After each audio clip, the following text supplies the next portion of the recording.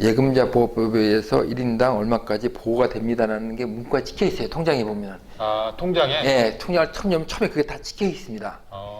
근데 이제 여기서 보통 이게 사인이나 도장 찍혀 있는 그 단면에. 아, 그 밑에. 단면에 이제 우리가 통장을 딱 열면 윗면이 있고 아랫면이 있는데 윗면에는 계좌번호 그리고 거기 도장, 서명 들어가 있고 그 밑에 이제 계좌번호 있고. 예. 계좌번호 있는데 그걸 넘기시면은 거래하는 첫 번째 장에 기입하는 첫 번째 장에 쭉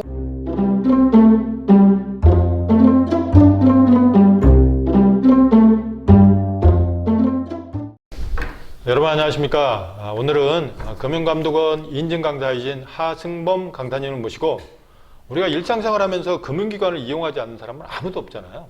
그런데 이제 금융기관 이용하면서 예적금과 관련돼서 좀 어떻게 하면 좋을지 어떤 그런 생활 속의 꿀팁, 아주 그 꿀팁을 좀 몇 가지 좀 얘기해 주시고, 그리고 이제 혹시라도 이제 우리가 지금 굉장히 세계적인 경제 상황이 별로 좋지 않고 뭐 그레이트 리셋이라고 할 정도로 뭔가 위기가 다가올 수도 있는데요. 그럴 때 우리가 과연 은행에 예치한 그 예금이 얼마만큼 보호가 되고 그런 거에 대한 좀 관련된 얘기를 오늘 좀 해주시면 감사할 것 같습니다. 예, 안녕하십니까, 하승범입니다.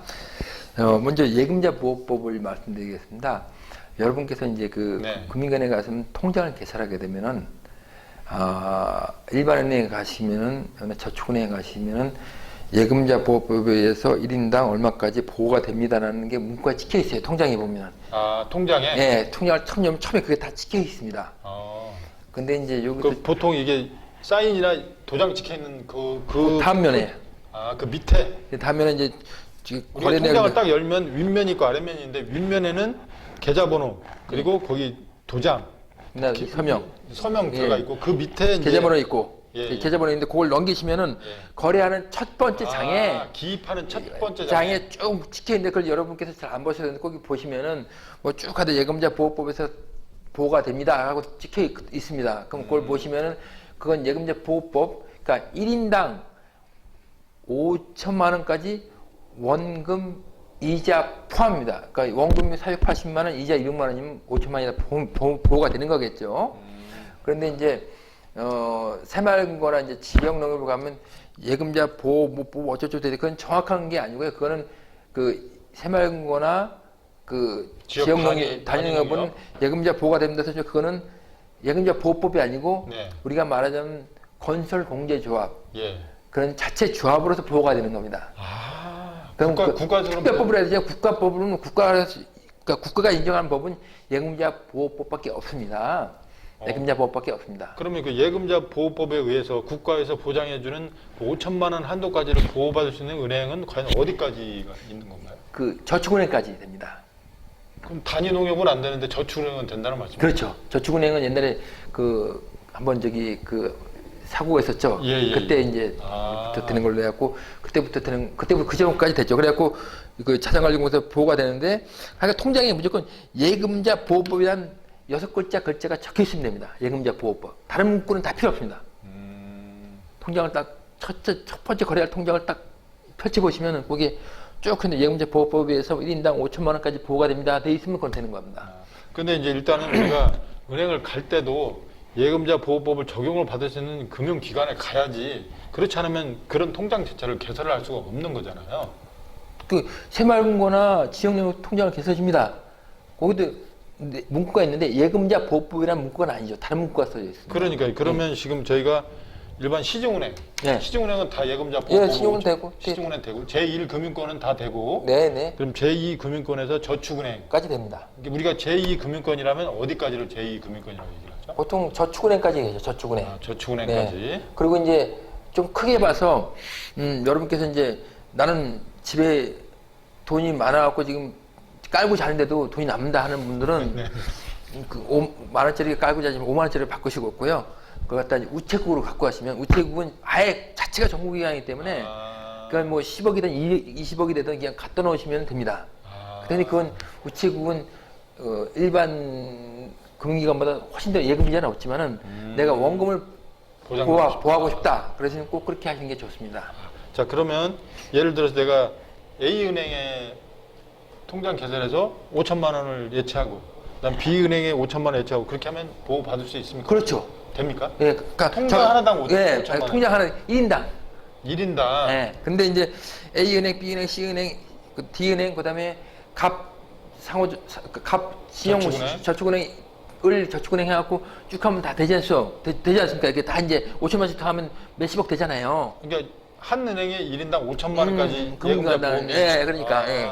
근데 예. 그렇게 하면은 예. 그걸 관리하는데 시간과 노동이 도저히 그 마탱이 간지시고요. 그렇게 하지 마시고 그냥 그럴 때는 우체국으로 그냥 갖고 가십시오. 그냥. 아, 왜냐면 근데 그거 5천만 원씩 관리하려고 은행 가서 시간 기다렸다 또 하고 A은행, B은행, B은행 하고 아유. 그건 못합니다. 할 수가 없습니다. 그 정도 돈만 있으면 저는 아, 할 수 있을 것 같은데. 근데 그 정도 돈 많은 사람들이 꽤 많습니다. 그러니까요. 그 정도 많은 사람이 꽤 많습니다. 그러니까 제가, 그런 분들은 어려운데 네. 저는 뭐 그렇게 어렵지 않을 것 같습니다.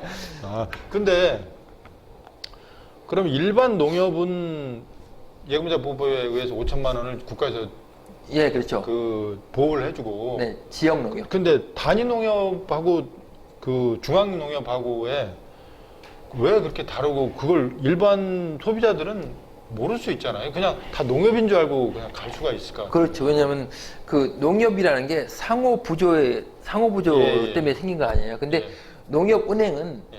농협은행은 정부에 출자했기 때문에 정부 지분이 있기 때문에 농협은행은 그 금융기관으로 들어가지만은 우리가 저기 단위 지역 농협. 농협 가면은 출자금 내라고 뭐 얘기를 할 예, 겁니다. 예, 10만 원, 5만 원 내라고.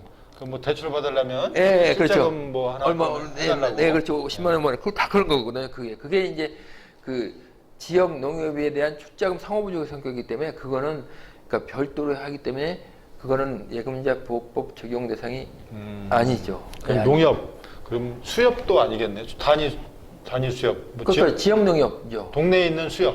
예, 그렇죠. 그러니까 제가 일단- 궁금한 건 이 수협 은행에 갔는데 그 상호를 봤을 때 이게 지금 단위 수협인지 아니면 그냥 중앙 수협인지 이걸 어떻게 분간할 수 있을까요? 농협은행 외에는 다 지역으로 보시면 됩니다. 뭐 하다못해 뭐 인천, 성남 농협 이렇게 돼 있죠. 앞에 지역 이름이 들어가 있죠. 지역 이름이 들어갔으면 해당 동네 이름이 들어갔으면 무조건 지역 농협으로 보시면 됩니다. 그러면 농협 지점 경우에는 상호가 어떻게 돼 있어요? 그럼 그러면? 농협은행 무슨 지점 돼 있죠. 그렇게 돼 있고 그냥 단위 농협이면 예를 들어서 뭐 여기가 인천이다 그러면 인천 송도 농협 이렇게 그렇죠. 돼 있으면 송도 그건 농협이죠. 단위 농협이다. 예, 그렇게 보시면 돼요. 근데 농협 송도 지점 하게 되면 이것은 중앙 농협으로. 그렇죠. 농협 중앙 농협. 그렇게 보면 근데 그걸로 구분할 수가 네, 있겠네요. 구분할 있고 업무는 양측마다 다 똑같이 다 볼 수가 있는데 그렇게 구분하셔야 됩니다. 그렇게. 알겠습니다. 자, 그러면 지금 오늘 우리 박 강사님 통해서 예금자 보호법에 대한 얘기는 제가 확실히 좀 아는 것 같아요. 예. 자, 그러면 두 번째로 그 금융기관을 우리가 이용할 때 예적금 좀 이용할 때 두분 어떤 꿀팁, 재밌는 네. 좀 꼭 필요한 꿀팁 이런 거 좀 몇 가지. 예, 저 같은 경우도 이제 그런 경우가 생겼지만은 네. 일단은 그 금융기관에 예적금을 가입하실 때 네. 직접 은행 가서 가입하시는 것보다 네. 스마트폰 뱅킹이나 인터넷 뱅킹으로 가입하시는 게 이자 면에서 유리합니다. 왜냐하면 금융 중개 비용이 줄어들기 때문에 이자가 다만 조금 눈물코로도 더 비쌉니다. 아니 그러면 아예 상품이 다른 건가요? 내가 똑같은 거죠. 똑같은데도 금리가 다르다는 겁니까? 그렇죠. 왜냐면 직원이 있으면은 상담 이빨 풀어야죠, 종이 써야죠, 스캔해야 되죠, 결제 올려야죠, 그걸 또 제대로 했는지도 검토해야 되죠, 그걸 서류를 보관해야 되죠, 10년 이상 보관해야 되죠. 그러면은 똑같은 상품인데도 내가 인터넷으로 가입할 때하고 직접 지점에 방문해서 가입할 때하고 금리가 다르다? 그렇죠. 그렇구나. 예. 그래서 결국은 그 금융 비용을 저감하면 보시. 그래서 그렇게 하다 보니까 지금 모든 금융기관들 지금 지점이 줄어들고 있지 않습니까? 예. 그러다 보니까 뭐 거래가 뭐 1000건이라면은 999건이 인터넷 뱅킹으로 나오고 결국 그게 전자금융 거래니까 앞으로는 그런 식으로 할 겁니다. 자, 그러면 그렇게 인터넷으로 금융상품을 이용하는 게 훨씬 금리상으로 봤을 때 이득이다. 그렇죠. 라는 말씀 드시고 혹시 뭐 다른 또 꿀팁 좀 있을까요? 또 있다면은 만약에 이제 우리가 이제 보통 금융기관을 거래할 때 목적성 자금, 예. 즉 적금을 50만 원 들어서 내가 3년인가 있다가 그 돈을 모아서 뭘 하겠다고 많이 가입하지 않습니까? 네. 근데 그런 목적성 자금을 갖다가 50만 원을 가입하고 3년 동안 잘 나갔고 만기 때 찾아서 쓴 사람이 100명 중 몇 명일까요? 몇 명이 거의 없죠. 그래요? 특히 10년짜리 장기보험 만기되는 분은 0.02%밖에 안 된다고 되어 있습니다. 그래요? 네. 아니 적금을 듣고 만기에 찾아가신 분들이 그렇게 왜냐면 그 3년이나 5년짜리 적금을 들어놓고 만기 차면 중간에 항상 이 인간사 세옹지막이 항상 일이 생깁니다. 그래서 저 같은 경우는 그 만약에 50만 원짜리 적금을 내가 가입한다. 네. 그럼 인터넷으로 가입하든지 직접 가서 가입하든지 예. 저 같은 경우는 10만 원짜리 5개를 합니다. 어차피 자동차 걸어놓고 그래갖고 일이 생겼을 때 그 중에 하나만 깨면 하나의 되게. 계좌에서만. 그러면 그 10만 원짜리 5개 들어가는데 일이 생기면 그 중에서 20만 원만 깨면 되는데 30만 원, 50만 원 다 깨야 되는 거죠. 그러니까 그렇게 해서 그리고 또 이걸로 해놓고 또 더 좋은 거는 또 기간별로 2년, 3년, 5년을 나눠서 할 수도 있고요. 그러면 이제 뭐 자금이 좀 필요하더라도 2년 만기가 한두 달만 있으면 되니까 좀 참았다가 예, 그렇죠, 그렇죠. 그때 이제 만기에 좀 찾아서 그걸 쓴다든지. 그렇게 하는 게 좋죠, 그렇게.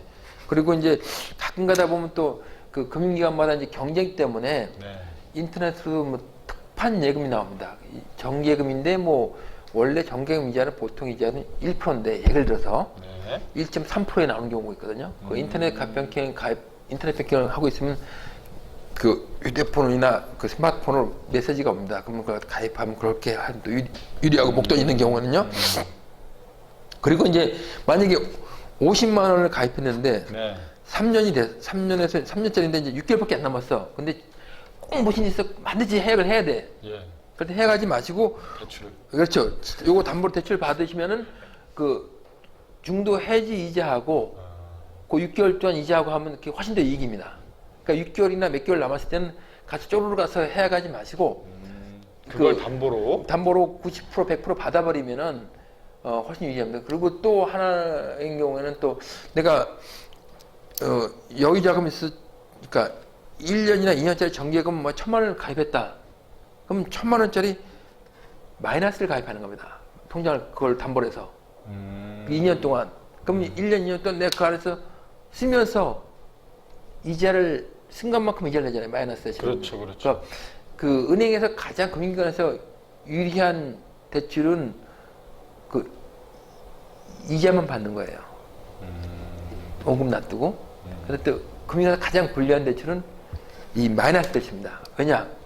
고객분이 마이너스 1,000만 원 넣고 우리는 자금을 갖다 항상 준비하고 1,000만 원을 홀딩하고 있다가 안 쓰면 그냥 꽝 되는 거고. 그렇지. 또 필요하면 다 줘야 되잖아요. 그렇죠. 그래서 마이너스 대출 제일 싫어하거든요. 금융기관에서는. 자금을 운용을 할 수가 없기 때문에. 근데 요거 같은 경우는 내가 이제 마이너스 걸어놓고 자금을 갖다 수시로 넣었다 뺐다 하면서 쓸 수 있는 그것도 귀찮으면 안 하면 되지만은 그렇게도 한번 이렇게 해놓으면 이제 요거 같은 경우 뭐가 유리하냐면 근데 신용 등급을 올릴 때 자금할 때 가장 유리합니다.